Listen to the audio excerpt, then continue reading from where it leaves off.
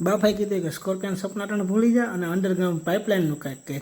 એટલે સવારમાં વહેલો ઉઠી ગયો, સવારમાં શિરામણ કર્યું, મસ્ત ટાઈટ થઈને. અને આ ચશ્મા કેવા છે કોમેન્ટ કરી દો. અને પછી ફટાફટ ગાંગનાથ મહાદેવ દર્શન કર્યા, મહાદેવના ચંદનનું તિલક લગાવ્યું અને ફરીથી નીકળી ગયો માળિયા હાટીના. જય માતાજી. આ બોટ કહીને જય માતાજી કોમેન્ટ કરી દો. અને હું આવી ગયો પહેલાં ભગવતી પાઇપમાં આવી ગયો. ફિનોલેક્સ પાઇપ જોયા. એ પછી પાછી બીજી માળિયાની દુકાન આવી ગયો, ત્યાં પણ ફિનોલેક્સ પાઇપ જોયા. ત્યાંથી પણ ના મજા આવી એટલે હું સીધો નીકળી ગયો કેશોદમાં. મારી સાથે કાનભાઈ ગઢવી હતા, ત્યાં કારખાનામાં ગયા. ત્યાં પાઇપલાઇન જોઈ, એની બનાવટ સારી હતી પણ આપણે ના ગમી. બધું કામ કરી પછી મહાવીર ભેગા થઈ ગયા, થોડી વાતચીત કરી. સ્પેશિયલ એસ્ટ્રોલ પાઇપની કંપનીની દુકાને પણ આવી ગયા, જ્યાં પણ ના મજા આવી. પછી છેલ્લે ઠંડુ પી લીધું ભાઈ કેશોદ. માળિયા અને કેશોદ બંને સ્ટાર, જયકો, રોયલ પ્લાસ્ટિક, ભગવતી ઘણી દુકાનો ફેર્યા પછી આપણે નક્કી કર્યું અને રોશનને લઈને પાઇપલાઇન લેવા નીકળી ગયા. કેમ કે બાપાએ કીધું પાઇપલાઇન લઈને જ આવવાનું છે. તો અમે સીધા માળિયા ગયા.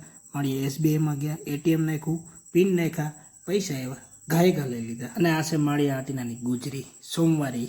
પહેલો જ ઘા પરમેશ્વર હોય. આપણે પહેલાં જ ભગવતીમાં આવ્યા હતા, આપણે 31 રૂપિયા ફિનોલેક્સ પાઇપ નાખી દીધા. તો અહીંયા આપણને સારો, સસ્તો અને બહુ બેસ્ટ પાઇપ મળી ગયો. તો ફટાફટ આપણે પાઇપ ભરી લીધો છે. અમે આવી ગયા તો માળિયાનું બેસ્ટ કોલ્ડ ડ્રિંક્સ એકતા. ત્યાં અમે લીંબુ શરબત પીધું અને આની મેંગો.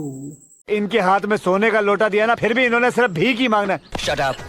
शराफत तो सर के चेहरे से लटक रही है, टपक रही है. પછી અમે નીકળી ગયા માળિયાથી ફટાફટ પાઇપલાઇન ભરીને ગાંગેચા. તો વિરાજી ફાર્મ આવી ગયા હતા અને પાઇપલાઇન આપણે ઉતરવા માટે. તો આજના મિની બ્લોગ કેવો લાગે ખાસ કોમેન્ટ કરી દેજો. અને આવા નવા મિની બ્લોગ જોવા માટે ખાસ કોમેન્ટ કરી દેજો.